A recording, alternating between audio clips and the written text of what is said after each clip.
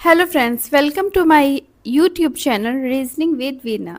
मैं वीना आप सभी का यहाँ पे स्वागत करती हूँ। मेरे इस चैनल पे रोज़ आपको एक रीजनिंग का प्रैक्टिस सेट मिलेगा जो C TET, UP TET, SSC, CGL, RRB, IBPS और बहुत सारे गवर्नमेंट एग्ज़ाम जिसमें भी रीजनिंग पूछी जाती है में आपको हेल्पफुल रहेगा। इसके अलावा ये डेली लाइफ में भी आपकी मेंटल स्किल्स को बढ़ाने में बहुत ही ज़्यादा सहयोग देगा। तो चलिए शुरू करते हैं। तो आज हमारा पहला चैप्टर है एनालॉजी। तो एनालॉजी का मतलब क्या होता है? एनालॉजी का मतलब होता है समानता या सादृश्यता। इसको सादृश्यता बोलते हैं और वैसे सादृश्यता को हम समानता भी बोलते हैं। तो इसमें क्या होता है कि दो वस्तु या अवधारणा के बीच संबंध स्थापित किया जाता है, फिर एक तीसरी वस्तु या अवधारणा के लिए समान संबंध खोजा जाता है। तो इसको हम उदाहरण से समझते हैं, ठीक है। जैसे सूरज दिन में उगता है तो चंद्रमा कब उगेगा? चंद्रमा कब उगेगा? चंद्रमा रात में उगेगा। तो चंद्रमा का संबंध किससे है? रात से है, ठीक है। तो इसमें ऐसे ही सवाल पूछे जाते हैं। जैसे मानव दौड़ता है, मतलब मानव का संबंध दौड़ने से है। तो पक्षी क्या करता है? पक्षी उड़ता है, ठीक है। तो ये इसका आंसर हो गया। अब राजा पहनता है क्या? मुकुट, ठीक है। तो लड़की क्या पहनेगी? लड़की पहनेगी हेयर बैंड, ठीक है, ठीक है। तो ये इसका आंसर हो गया। तो यहाँ पे मैं जो भी उदाहरण लाई हूँ ये बहुत ही बेसिक उदाहरण है, लेकिन ये बेस ही सबसे ज़्यादा इम्पॉर्टेंट है। यही कॉन्सेप्ट है कि आपको एक संबंध दिया जाता है और वही संबंध आपको दूसरे उदाहरण में पूछा जाता है, ठीक है। चलिए तो शुरू करते हैं सवालों के साथ में। तो चलिए दोस्तों शुरुआत करते हैं पहले क्वेश्चन से। तो जैसे इसमें 23 संबंधित है 13 से, वैसे 54 किससे संबंधित होगा? तो ये ऑप्शंस हमारे पास दिए हुए हैं। तो देखिए 23 और 13 में क्या संबंध है, हम कैसे पता लगाएंगे?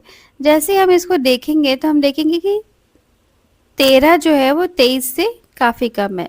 तो इसमें दो चीज़ें हो रही हैं, या तो इसमें हो रहा है माइनस या हो रहा है डिवीज़न, ठीक है। या तो हो रहा है माइनस या हो रहा है डिवीज़न। तो क्या इसमें डिवीज़न हो रहा है?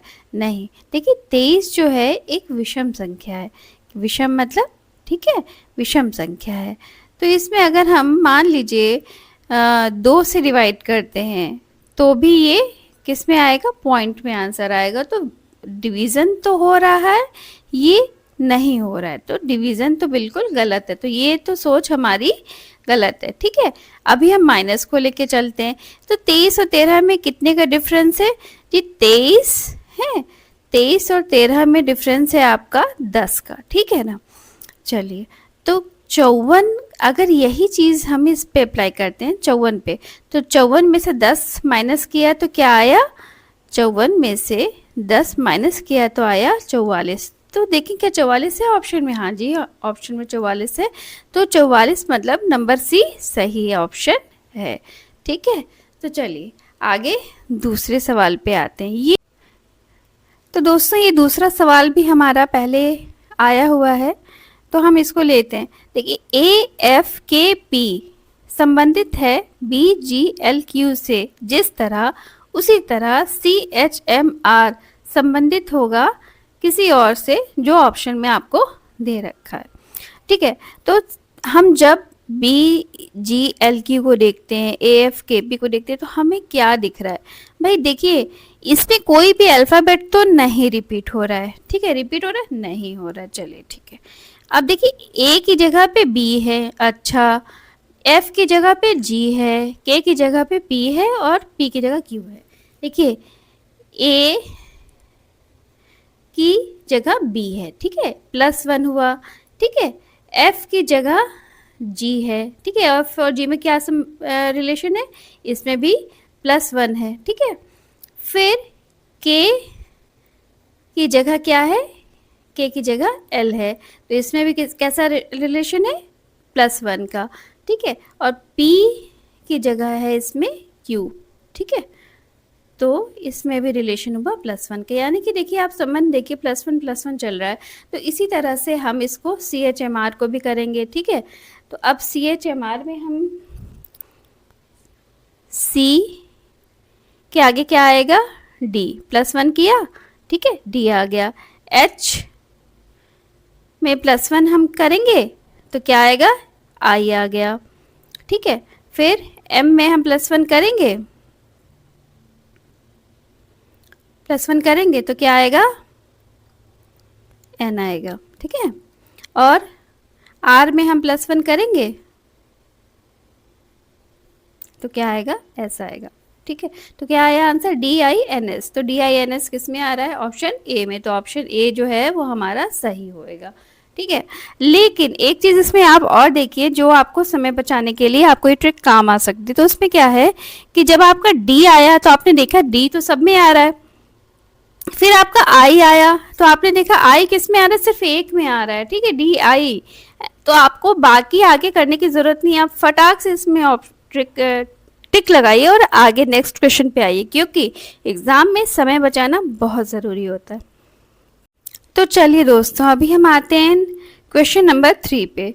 तो इसमें है फ्लावर लिखा हुआ है, FLOWER, संबंधित है REWOLF से, जैसे वैसे ही फ्रूट्स संबंधित होगा किससे, और ऑप्शंस आपको दे रखे हैं, ठीक है। तो अब आप इसमें एक बात देखिए कि जो F इसमें भी आ रहा है, F इसमें भी आ रहा है, अच्छा ठीक है, L भी इसमें आ रहा है, इसमें भी आ रहा है, यानी कि सारे अल्फ़ाबेट रिपीट हो रहे हैं। O भी इसमें, O भी इसमें, W भी, W भी, E भी, E भी, R भी, R भी, ठीक है। लेकिन आप ये देखिए कि F इसमें फर्स्ट पोजीशन पे आ रहा है और इसमें लास्ट पोजीशन पे आ रहा है। L इसमें शुरुआत से सेकंड पोजीशन पे आ रहा है, इसमें लास्ट से सेकंड आ रहा है। इसका मतलब है कि इसको रिवर्स किया गया है, मतलब इसको उल्टा किया गया है, ठीक है। मतलब जैसे हम रिवर्स करते हैं तो अब देखिए हमने लिखा है यहाँ पे FLOWER, ठीक है। अभी हम इसको रिवर्स कर लेते हैं, ठीक। तो यहाँ पे हम रिवर्स करके क्या करेंगे, R यहाँ पे लिख दिया हमने, RE, फिर WOLF, ठीक है। ये रिवर्स हो गया, तो ये रिवर्स, यहाँ पे रिवर्स पोजीशन है। अब फ्रूट्स में भी ऐसे ही बन जाएगा, ठीक है। तो ये हम फ्रूट्स में यहाँ पे बना लेंगे। फ्रूट्स में क्या है, FRUITS, तो S को हम फर्स्ट पोजीशन पे ले आएंगे, हम इसको पूरा लिख देंगे, STIURF,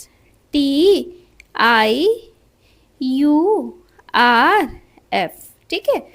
ये हो गया। तो अब देखिए ऑप्शन में क्या ये है, S है, S भाई सब में है, T है, T भाई T इसमें है और इसमें है, ठीक है। फिर उसके बाद I तो बस इसी में है, ठीक है, C वाले ऑप्शन में, और बाकी किसी में I नहीं है, तो C वाला ऑप्शन हमारा करेक्ट हो जाएगा, ठीक है। तो आगे हम बढ़ते हैं नेक्स्ट क्वेश्चन पे। सवाल है चौथे में है, 63 जैसे संबंधित है 21 से, वैसे 27 संबंधित होगा किससे। तो ऑप्शन दिया हुआ है। तो देखिए 63 और 21 में क्या संबंध है, 21 जो है 63 से कम हो रहा है। अब जब कोई भी नंबर इस तरह से कम होता है तो उसमें या तो चल रहा है माइनस या फिर चल रहा है डिवीज़न, ठीक है। चलिए माइनस करके देख लेते हैं एक बार। तो 63 माइनस 21, ठीक है, ये आएगा 42, ठीक है। अब 42 आया, अब 42 27 में से अगर हम 42 माइनस करते हैं तो कुछ कोई मतलब ही नहीं है इस बात का। तो इसका मतलब है कि ये जो हमारी सोच थी वो ठीक नहीं थी, ठीक है। अभी दूसरी सोच लेके चलते हैं, ये है डिवीज़न की, ठीक है। तो चलिए डिवीज़न करते हैं। तो 63 और 21, क्या 63 2 से जाएगा, 2 से तो नहीं जाएगा, ठीक है। अभी 3 से करते हैं 63 को डिवाइड, ठीक है। 63 डिवाइडेड बाय 3, ठीक है। तो अभी इसको काटा 3 दूनी 6, 3 एकम 3 यानी 21 आ गया। यानी कि हाँ भाई 63 जब 3 से डिवाइड हो रहा है तो 21 आ रहा है। ठीक है, अभी हम 27 को भी अगर 3 से डिवाइड करके देखें, 3 27 से 9 बार गया। ठीक है, तो यानी कि 9 आंसर है। क्या 9 ऑप्शन में है आंसर? हाँ है, तो इसका मतलब ऑप्शन बी जो होगा वो सही होगा। ठीक है, तो चलिए बढ़ते हैं अगले सवाल की ओर। तो हम अब आ गए हैं क्वेश्चन नंबर 5 पे। तो ये देखिए सवाल बहुत इम्पॉर्टेंट होने वाला है, क्योंकि पहले तो ये सवाल प्रीवियसली एसएससी 10+2 2012 में आया भी हुआ है। दूसरे फिर ये सवाल भी काफ़ी अच्छा है। तो इस सवाल में है, choose that set of numbers from the 4 alternative sets that is similar to given set. मतलब एक गिवन सेट आपको दे रखा है जो है 6, 12, 18, इनमें कोई संबंध चल रहा है। ठीक है, इनमें कोई समानता चल रही है। अब आपको देखना है कि वही जो समानता है इन चारों में से किस सेट के साथ चल रही है। तो पहले हमको पता करना पड़ेगा कि 6, 12, 18 में कौन सी समानता चल रही है। तो देखिए 6 जो है छोटा है, फिर 12 बड़ा हो रहा है, 18 उससे भी बड़ा हो रहा है। तो इसमें क्या हो रहा है? या तो इसमें चल रहा है हमारा प्लस चल रहा है, ठीक है, या फिर चल रहा है इसमें हमारा मल्टीप्लिकेशन चल रहा है। ठीक है, तो ये जो है 2 संभावनाएं हमारे पास में हैं। तो चलिए प्लस वाला हम चेक करके पहले देख लेते हैं। ठीक है, 6 और 12 में कितने का अंतर है? 6 का है। ठीक है, कितने का अंतर है? प्लस 6 का अंतर है। ठीक है, और 12 और 18 में कितने का अंतर है? प्लस 6 का अंतर है। ठीक है, तो चलिए प्लस 6 का अंतर है। लेकिन क्या हमारे ऑप्शन में कोई ऐसा ऑप्शन है जिसमें सब में प्लस 6 का अंतर है? चलिए देखते हैं। 4 और 8 में कितने का अंतर है भाई? 4 का अंतर है। ठीक है, और 8 और 14 में प्लस 6 का अंतर है। 12 और 24 में 12 का अंतर है। 6 और 20 में 6 और 20 में अंतर बहुत ही ज़्यादा है। ठीक है, 30 और 36 में 6 का अंतर है। 36 और 45 में 11 का अंतर है। तो ये तो कहीं से भी समानता नहीं लग रही है। ठीक है, तो फिर अभी हम आगे बढ़ते हैं और हम इसमें ये देखते हैं कि हो सकता है कि इसमें मल्टीप्लिकेशन चल रहा हो। ठीक है, तो अब मल्टीप्लिकेशन करके देखते हैं। तो मल्टीप्लिकेशन में देखिए हमारा क्या आ रहा है कि हमने अगर यहाँ पे हम 6 लिखते हैं, 6 लिखते हैं और यहाँ 12 लिखते हैं। ठीक है, 6 और 12 में क्या चल रहा है? किससे मल्टीप्लाई करें हम? 6 × 12 भी, 6 दूनी 12। ठीक है, तो अगर हम 2 से मल्टीप्लाई करते हैं तो 6 दूनी 12 आ जाता है। ठीक, अभी और 6 और 18 में क्या फ़र्क, क्या चल रहा है? 6 और 18। ठीक है, तो 6 का मल्टीप्लिकेशन अगर हम 3 से करते हैं तो क्या आ जाता है?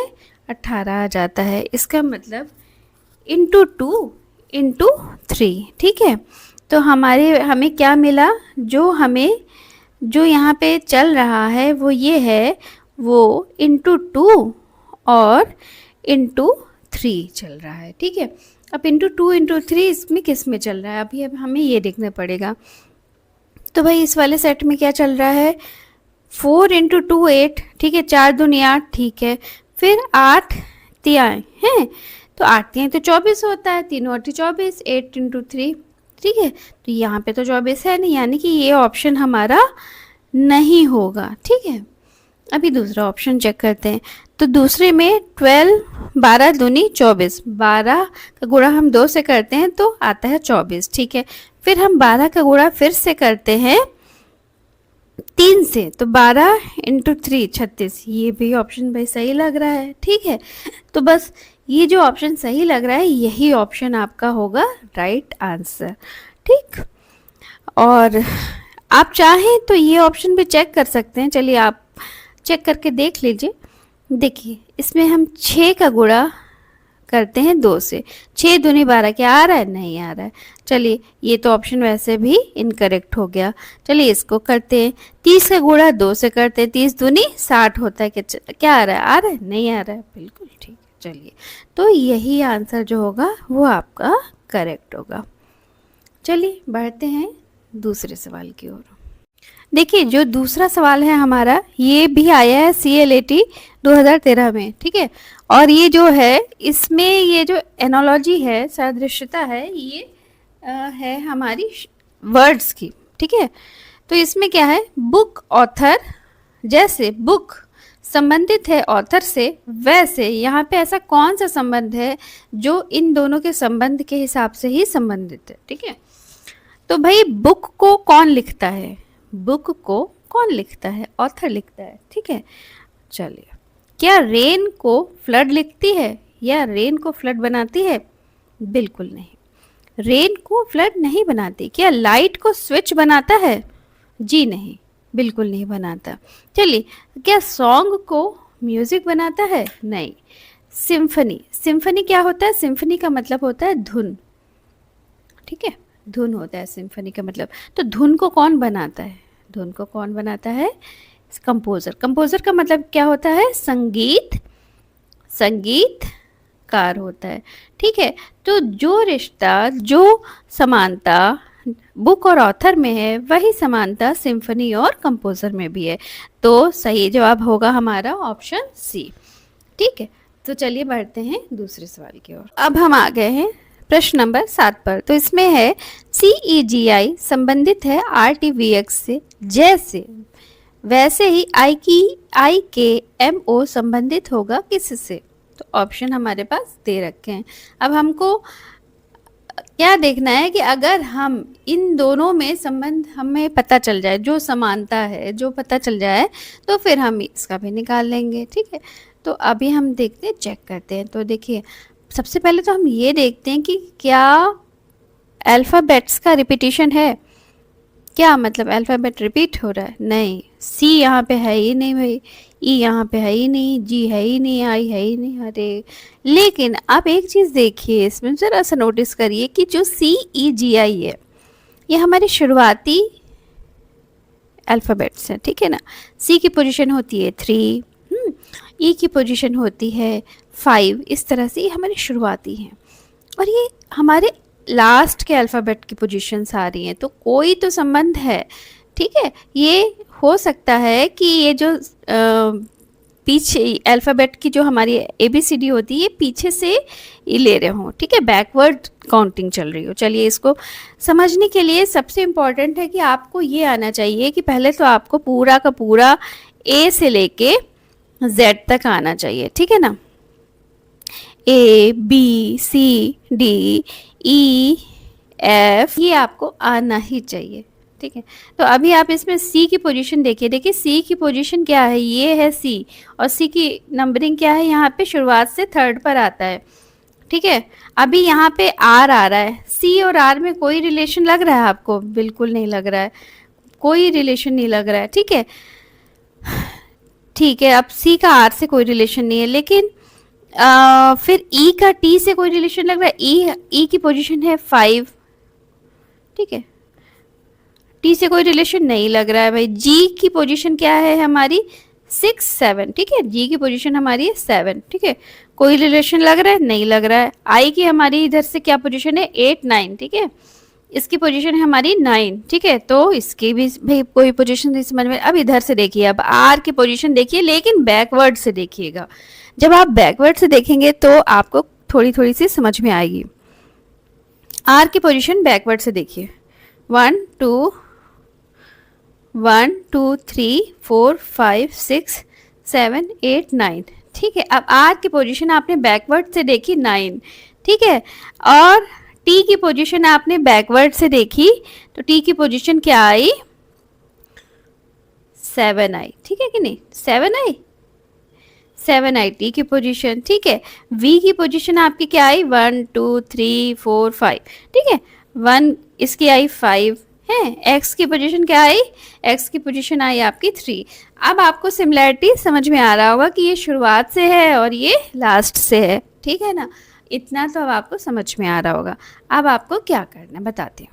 अब देखिए, इसमें क्या हुआ है कि C जो है, C सी जो चला गया है, सी यहाँ पे फर्स्ट पोजीशन पे था, देखिए यहाँ पे फर्स्ट पोजीशन में है ना सी, ये यहाँ पे फोर्थ पे चला गया है, ठीक है, एकदम अपोजिट चला गया है, लेकिन ये अल्फ़ाबेट में पीछे से हो गया है तो ये एक्स बन गया है, ठीक है। अभी ई जो है, ई ने भी अपनी पोजीशन चेंज कर ली है, ये वी, लेकिन इसने मतलब रिवर्स पोजीशन हो गई है, लेकिन अल्फ़ाबेट चेंज भी हो गया है, मतलब जो चीज़ इधर से नंबर 5 पे थी अब वो इधर वाला नंबर 5 पे इधर आ गया है, ठीक है। इसी तरह जी में भी हो रहा है, जी जो है अब वो टी बन गया है, ठीक है, और जो आई है और आई बन गया है अब ये आर बन गया है, ठीक है। तो ये हो रहा है। अब यही चीज़ जो होगी आई के एम ओ के साथ भी होगी। अब हम इसमें आई के एम ओ का देखते हैं, ठीक है। तो आई के एम ओ का बस कुछ खास नहीं है, बहुत ही आसानी से हो जाएगा, बहुत आसानी से। तो देखिए मैंने इसमें क्या बनाया था, CEGIRTVX, मतलब जो सी पहली पोजीशन पे था अब वो लास्ट पोजीशन पे चला गया। तो इसको आप इस तरह से समझ सकते हैं कि जो लास्ट पोजीशन पे था वो पहली पोजीशन पे आ गया, ठीक है। तो अभी हम आई के एम ओ में ओ को पहले ओ से शुरुआत कर लेते हैं, ठीक है। तो ओ की पोजीशन हमको इंग्लिश अल्फ़ाबेट में हमारी ओ की क्या पोजीशन है ये हमें देखना है।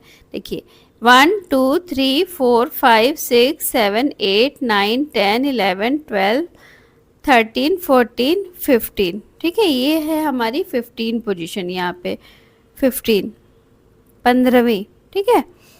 अभी हम 15 पीछे से भी काउंट कर लेते हैं, ठीक है।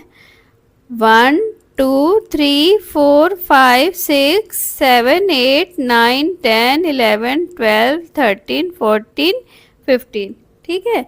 तो हमारी ये जो पीछे से हो गई, पीछे से जो एल है हमारा वो हो गया 15 पोजीशन पे, ठीक है। हम इसको सर्किल कर लेते हैं। फिर हम यहाँ पे सबसे पहले हम ओ को लिखते हैं, तो ओ अब क्या बन गया है, ओ बन गया है हमारा एल, ठीक है। तो एल यहाँ पे लिख लिया हमने, ठीक। अब हमारी बारी आई एम की। तो एम की यहाँ पे क्या पोजीशन है भाई, देखना पड़ेगा। ओ की 15 है तो एम की पोजीशन क्या होगी, 13 पोजीशन होगी, इधर से होगी, ठीक है। चलिए एम को भी हम एक बार सर्किल मार लेते हैं, ठीक है। फिर इधर से अब हमें लास्ट से 13 पोजीशन वाला अल्फ़ाबेट लेना है, यानी 1 2 3 4 5 6 7 8 9 10, फिर से काउंट करते हैं 1 2 3 4 5 6 7 8 9 10 11 12 13, ठीक है। तो ये हमारा आया 13, एन ही आया, ठीक है, एन आ गया। तो अब हम यहाँ पे लिख लेते हैं एम की जगह एन, तो एम का भी हो गया भाई हिसाब किताब। अब के को देख लेते हैं। अब के की क्या पोजीशन है भाई, के कहाँ पर है, यहाँ पर है, ठीक है, के यहाँ पर है। तो इसकी पोजीशन देखते हैं 1 2 3 4 5 6 7 8 9 10 11। तो इसकी जब हम ए से काउंटिंग करते हैं तो इसकी पोजीशन है 11। अब हम जेड से काउंटिंग करके 11 जो 11वें नंबर का अल्फ़ाबेट होगा वो देखते हैं। 1 2 3 4 5 6 7 8 9 10 11, ठीक है। तो 11वें नंबर का अल्फ़ाबेट क्या हुआ, पी हुआ, ठीक है। अभी हम आई का नंबर है, आई की हम ए से काउंटिंग करके आई की पोजीशन देखते हैं। तो भाई आई की पोजीशन पहले ही हमने यहाँ पे लिख रखी थी ए बी सी डी, 1 2 3 4, आई की पोजीशन यहाँ पे 9 हमने पहले ही लिख रखी थी, ठीक है। अभी 9 हम इधर से भी देख लेते हैं हमारी कौन सी है, 1 2 3 4 5 6 7 8 9, तो 9 हमारा क्या है, आर है। तो हमारे सारे अल्फ़ाबेट पूरे हो गए। अब हमें देखना है क्या ये ऑप्शन में है एल एन पी आर। देखिए ऑप्शन में पहला ऑप्शन नहीं है, पहला ऑप्शन नहीं है, दूसरा ऑप्शन नहीं है, एल एन पी आर तीसरा ऑप्शन सी है, ठीक है। तो हमारा सवाल हो गया सही। तो सही आंसर क्या हुआ आपका, सी। तो चलिए बढ़ते हैं तीसरे क्वेश्चन की ओर, ठीक ठीक है। देखिए दोस्तों, जब भी आप रीजनिंग करते हैं ना, चाहे आप कोई भी चैप्टर करें, तो किसी भी चैप्टर के कोई 10 या 15 रूल नहीं होते कि जिससे आप पूरा चैप्टर सॉल्व कर दें। लेकिन एक चीज़ ज़रूर होती है कि आप जितने ज़्यादा क्वेश्चंस लगाएंगे उतना ज़्यादा आपका माइंड शार्प होगा। तो जो प्रॉब्लम आपने आज सॉल्व नहीं भी करी है प्रैक्टिस करते समय, और मान लीजिए आपके पास सडनली एग्ज़ाम में कोई नई प्रॉब्लम आ जाती है, लेकिन आपका माइंड उस तरह से इतना प्रोग्राम्ड होता है ना कि आप उस सवाल को भी आसानी से कर लेंगे। ठीक है, तो चलिए बने रहिए मेरे साथ में और चलते हैं क्वेश्चन नंबर 8 पर।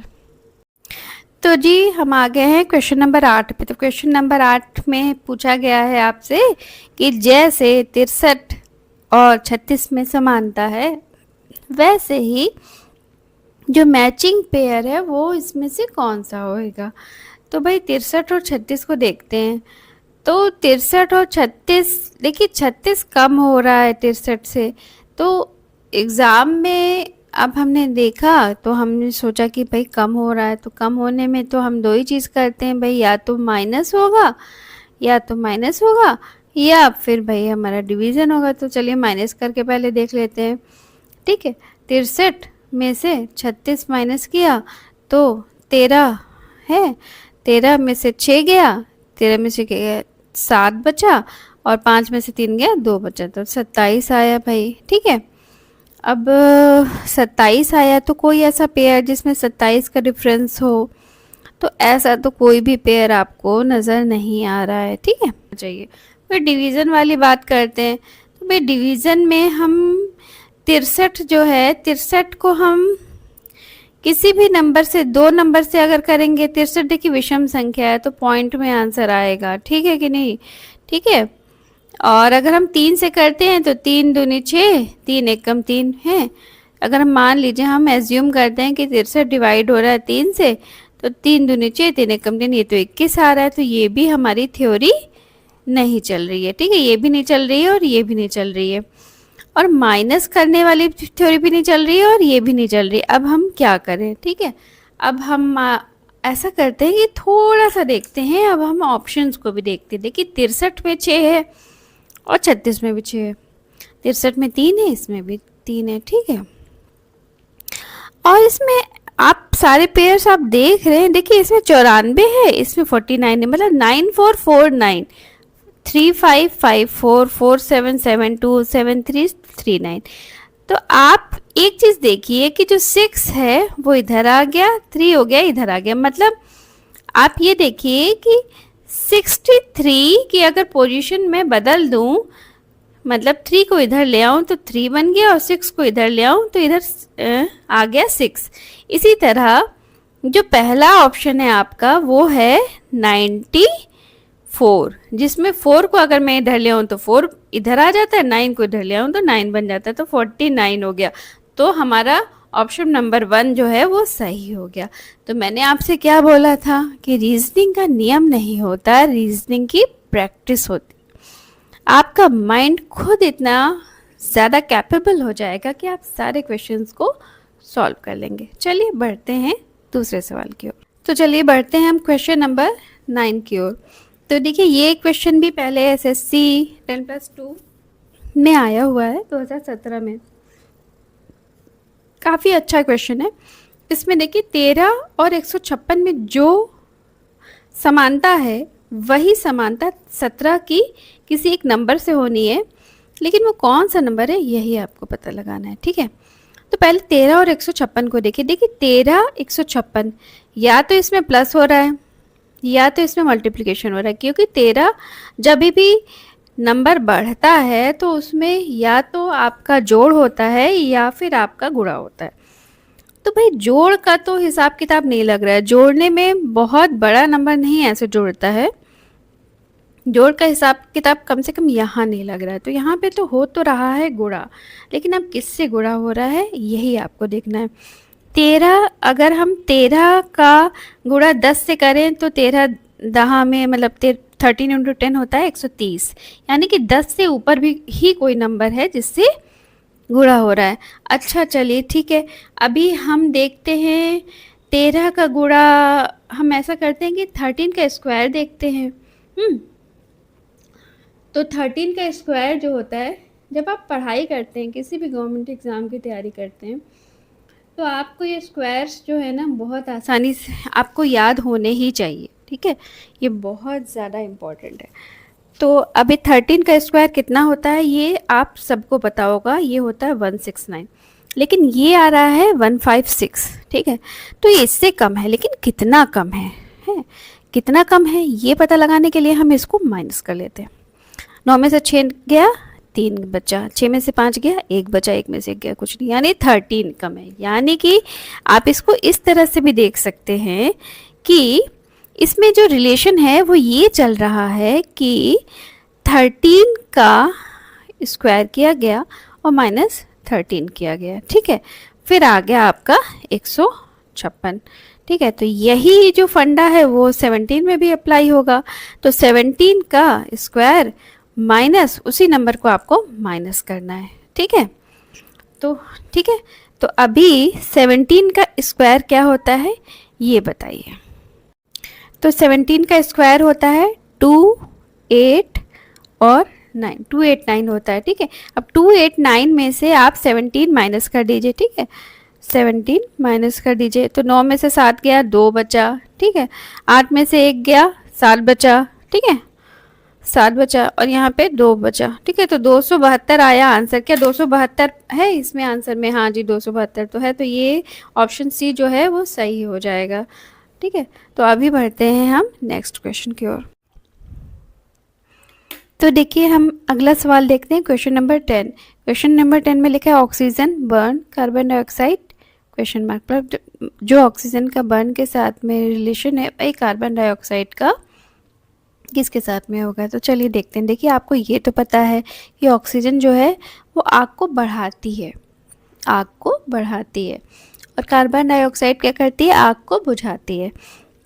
तो आइसोलेट लिखा, आइसोलेट का क्या मतलब होता है? आइसोलेट का मतलब होता है अलग अलग करना, ठीक है।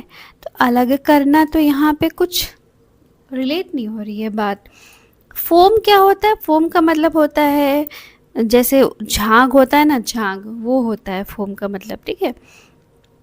तो भाई झाग का भी यहाँ पे कोई मतलब नहीं है, ठीक है। एक्सटिंग्विशेस का मतलब क्या होता है? बुझाना, बुझाना, ठीक है। तो ये तो रिलेट कर रहा है। एक्सप्लोड क्या क्या मतलब होता है? कि धमाका, ठीक है। तो आप देखिए इन सब में से क्या सबसे ज़्यादा रिलेट कर, सबसे ज़्यादा रिलेट कर रहा है बुझाना।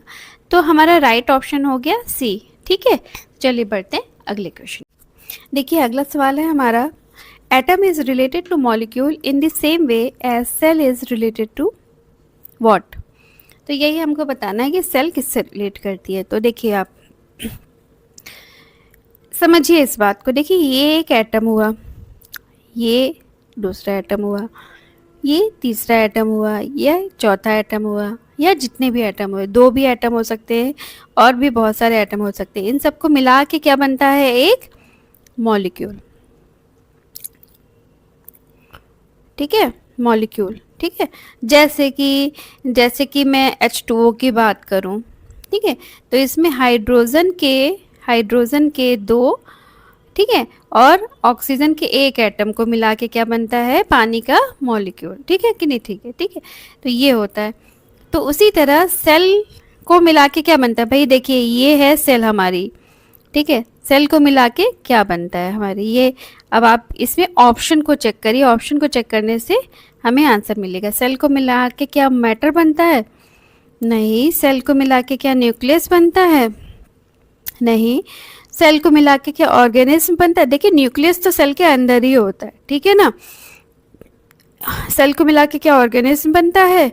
बिल्कुल सही जवाब है ये, ठीक है, ये सही जवाब है। और फिर भी हम ऑप्शन 4 पे जाते हैं, सेल को मिला के क्या बैटरी बनती है? जी नहीं। तो ऑप्शन सी हमारा सही जवाब है। और तो चलिए अब हम आ गए हैं क्वेश्चन नंबर 12 की ओर। तो इसमें है UHCDN संबंधित है जिस प्रकार वीडियो से, उसी प्रकार OKZXDQ संबंधित होगा किससे। तो ये ऑप्शन हमारे दे रखे हैं, तो जब तक हम इसका रिलेशन नहीं निकालेंगे हमें पता नहीं चलेगा। तो देखिए u क्या, पहले हम देखते हैं इसको, ठीक है, u क्या इधर कहीं आ रहा है, तो भाई जवाब है नहीं आ रहा है, ठीक है। अब u की जगह v आ रहा है, तो u और v में क्या रिलेशन है ये देखते हैं। u, ठीक है, u v, u के तुरंत बाद v आया है, ठीक है, u v, ठीक है, इसमें क्या हुआ +1 हो गया, ठीक है, चलिए ठीक है। फिर h के बाद देखिए क्या है, h i, देखिए h और i, ठीक है, तो ये भी आपका रिलेशन क्या हो गया इसका +1, ठीक है। अब ये देखते हैं c d, ठीक है, c के तुरंत बाद हमारा आया d, इसमें भी रिलेशन हो गया +1, ठीक है। फिर उसके बाद हम देखते हैं d, तो ये d हुआ, d के बाद हमारा आया यहाँ पे, d के बाद आया e आया, ठीक है, तो e, d के बाद e आई, ये भी आ गया हमारा +1, मतलब जो सेकंड नेक्स्ट अल्फ़ाबेट है वही आ रहा है, ठीक है। अब n देखते हैं, l m n o, ठीक है, n के बाद क्या आता है, o आता है, ठीक है, इसमें भी हमारा n आया, अरे +1 आया, ठीक है। तो ये बहुत ही इजी हुआ क्वेश्चन। अभी हम जो ये o के z है इसको बनाते हैं, o k z x d q, ठीक है। ओ के बाद हम देखते हैं, ओ के बाद क्या आता है, पी आता है हमारा, ठीक है। तो सबसे पहले देखिए समय बचाने का यही तरीका है कि ऑप्शंस में जाइए, इसमें आर है ये ऑप्शन नहीं होगा, इसमें आर है ऑप्शन नहीं होगा, सिर्फ एक में ऑप्शन है पी, ठीक है। लेकिन फिर भी आप थोड़ा सा चेक करके चलिए। तो हम सेकेंड अल्फ़ाबेट भी चेक कर लेते हैं, के के बाद क्या आता है, एल आता है, ठीक है, तो हमारा सेकेंड अल्फ़ाबेट भी एल आ गया, ठीक है। तो तुरंत हमारा ऑप्शन हो गया सी है। फिर हम पूरा अगर आप नहीं सॉल्व करेंगे तो आपका समय बचेगा, और ये थोड़ा थोड़ा समय बचाना ही एग्ज़ाम में बहुत ही ज़्यादा लाभदायक होता है, क्योंकि न जाने आगे ऐसा कौन सा प्रश्न आ जाए जो आपका समय मांगे, ठीक है, कोई कठिन सवाल आ जाए तो। लेकिन फिर भी मैं इसको जो मैं करती हूँ आपको दिखाने के लिए सॉल्व करती हूँ। अब भाई यहाँ पे z है, तो आप कहें z के बाद तो कुछ नहीं आता, नहीं आता तो कुछ नहीं है, लेकिन z के बाद a आता है, ठीक है। ये माना जाता है कि z जो है ना, एक सर्किल अगर आप अल्फ़ाबेट की बनाइए तो z के बाद क्या आ गया, a आ गया, ठीक है। x के बाद क्या आया, +1, y आ गया, d के बाद +1 क्या आया, e आ गया, ठीक है, q के बाद क्या आया, r आ गया, ठीक है, हो गया। तो ये आ गया प्लेयर, ठीक है, तो ऑप्शन सी राइट आंसर होगा। चलिए बढ़ते हैं दूसरे सवाल। देखिए अब क्वेश्चन नंबर 13 है, इसमें पूछा गया है Konkani is related to Goa in the same way as Dogri is related to which state, ठीक है। तो इसमें ऑप्शंस दे रखे हैं। देखिए पहले आपको समझना पड़ेगा कोंकणी होता क्या, ठीक है। तो कोंकणी क्या होती है, एक कोंकणी होती है, एक भाषा होती है, ठीक है ना, ये एक भाषा होती है, ठीक है। और ये कहाँ बोली जाती है, ये गोवा में बोली जाती है। कौन से स्टेट में, गोवा में बोली जाती है। देखिए जब आप किसी भी गवर्नमेंट एग्ज़ाम की तैयारी कर रहे हैं, नहीं भी कर रहे हैं, इतना आपको पता होना चाहिए कि कोंकणी एक भाषा होती है और वो गोवा में बोली जाती है।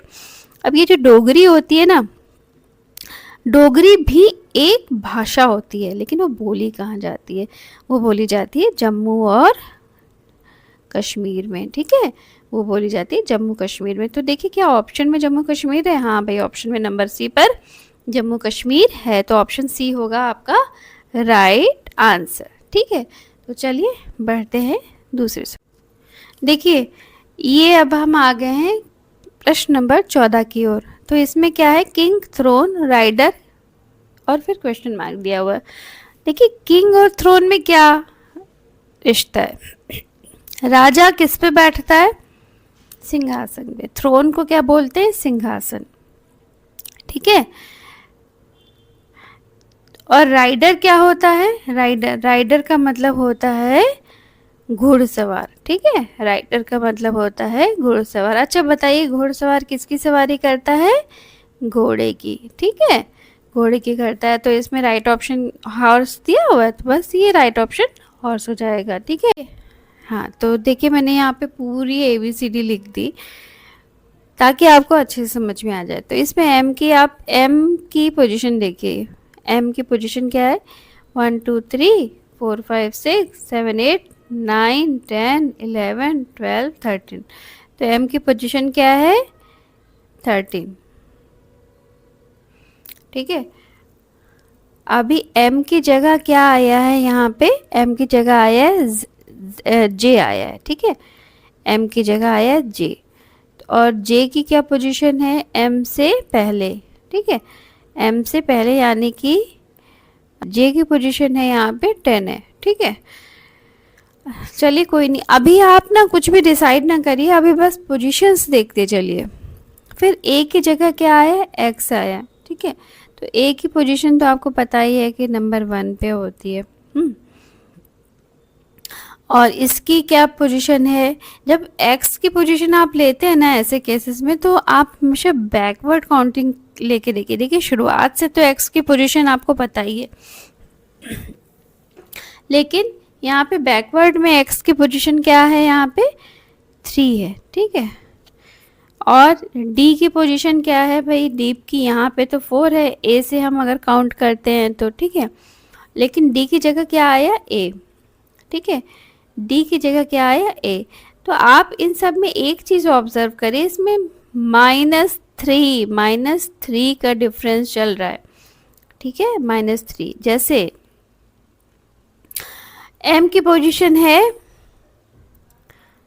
13। ठीक है, 13 - 3 तो किसकी पोजीशन निकली, आपकी j की पोजीशन निकली। ठीक है, तो यहाँ पे j आ गया। अब a की पोजीशन है 1, a की पोजीशन है 1, 1 में से 3 माइनस किया गया तो ये रिवर्स होके आया x, तो यहाँ पे आ गया आपका x।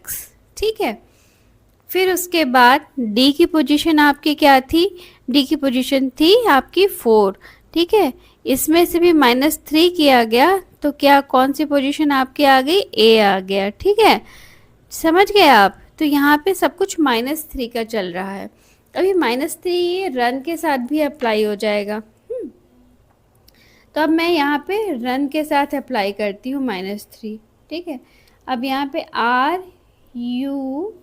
RUN। ठीक है, अब R की पोजीशन आप यहाँ पे देख लीजिए कि क्या है, R की पोजीशन यहाँ पे क्या है, 13 14 15 16 17 18। ठीक है, R की पोजीशन इधर से 18 है, 18 - 3 क्या होगा, 18 - 3। ठीक है, तो यहाँ पे 18 - 3 होगा। ठीक है, तो 18 है, इसकी 18 पोजीशन है, 18 - 3 क्या होगा, तो 18 - 3 क्या होता है, 15 होता है। ठीक है, 15 होता है। तो 15 पोजीशन पे कौन सा है, 13 14 15। ठीक है, 15 पोजीशन पे है O, तो 18 R - 3 यानी कि यहाँ पे बन जाएगा O। ठीक है, U में भी ऐसे -3 होगा, N में भी -3 होगा। तो U में -3 किया तो क्या हुआ,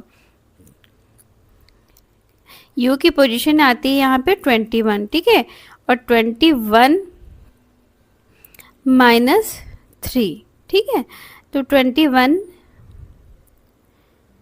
- 3 हुआ 18। ठीक है, तो यानी कि U की जगह आ गया यहाँ पे R। ठीक है, और N की पोजीशन क्या हुई यहाँ पे, देखिए N की पोजीशन हुई 14।